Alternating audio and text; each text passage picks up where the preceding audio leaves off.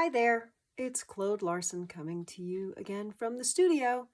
I think if you've been watching any of my artwork, it's no surprise that I am a huge fan of color. I have worked in black and white, but I always return to color. And recently, I've been making some connections with not only how I paint, but also how I dye fabric in order to make art quilts. So, um, this is my sketchbook, and I swatched out various colors because I was sort of exploring and trying to come up with some colors for a new series. And honestly, when I picked out these three colors, these are all by Golden Acrylics. It's green gold, burnt sienna, and Payne's gray. And I don't think that this blue, this green, and this red brown is remarkable when you see it by itself or in this combination. But when I swatched them, I thought, well, this was, really much broader spectrum of color that I could create. Everything from very pale and light colors down to the very dark grays. And I really liked what was happening here. It took me a while to just sort of mull it over. And I ended up choosing this color palette to start a series. Now, the series is about 3 layers in, so there's probably at least another half a dozen or more layers to go. But I just want to show you that even though I swatched this by mixing black, white, and my 3 colors, my original 3 colors, this is what happens when you start layering paint over paint over paint. So now I'm getting much deeper, richer tones with more depth. You can see there was a color beneath and then there's a color over top, but because you add a color over the top, it's different because of the color that comes through the bottom. So, I'm not sure how much of it you can see on here, but you'll see there's a shape here and a shape here. This was painted a different color. And then when I overpainted it, it just makes variations of the same color. And it also broadens the amount of colors that I'm using.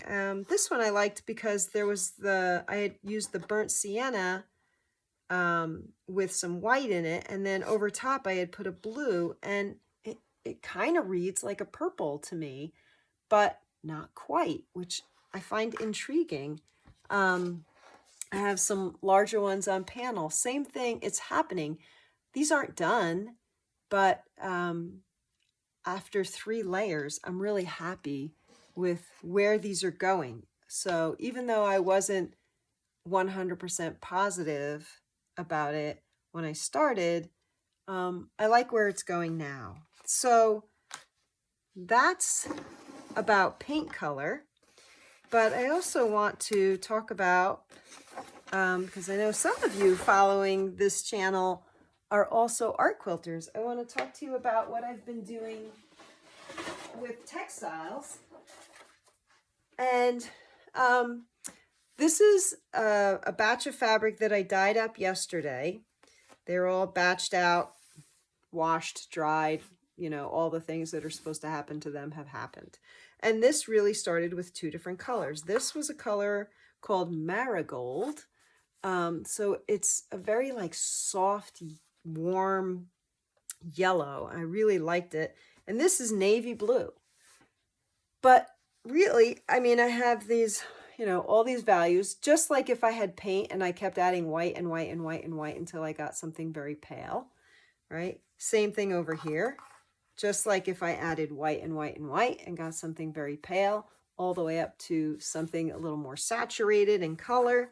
But here, right here in the middle, this is where I kind of played. I had some blue left over. I had some yellow left over. I ended up with these 3, a light, a medium, and a dark gray, which are just the right gray. Like when I put this yellow next to this gray, I think it just looks terrific. It's just the right color.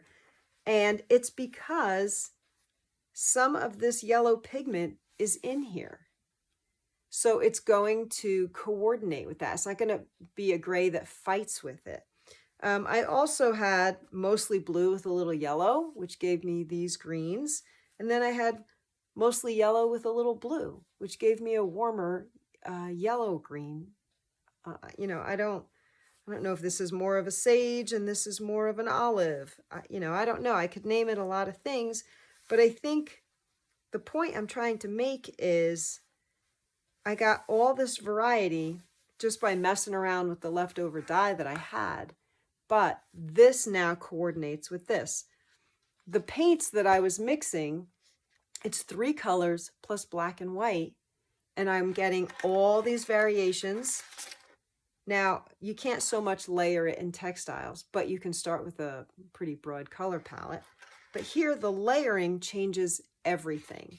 So when you're tempted to go out, as I was, I'm tempted, I'm going to start a new series, so I was tempted to go out and buy what colors I was going to use. The reality is I didn't need to. I used what I had. I ended up with such a huge variety of color, and even this, I didn't need to go out and buy more dye. I picked 2 colors that I had, and I ended up with this wide variety of color that I think makes a really interesting color palette. And the fact that I used little bits of dye all the way up to very saturated concentrations of dye gives me a range that I couldn't buy this in the store. You're never going to find a perfect gradation. And this has 8 different colors from very dark to very light. And again, it was 2 dyes, and now I have 24 colors. So before you go out and spend money, before you think you need something, and before you think you don't have it, go check out what your supplies are. I think you'll be surprised swatching, mixing colors. And if you are somebody who dyes your own textiles, just try a combination you haven't tried before. It was really an interesting exercise, and I know I'm going to be really excited to make something with this. Okay, thanks for checking it out. I appreciate you being here. You can click and subscribe, or you can also go to my website, ClaudeLarsonArt.com, get my weekly newsletter, and get lots more than just these videos. All right, have a great day. Have a creative week. Thanks, and bye-bye.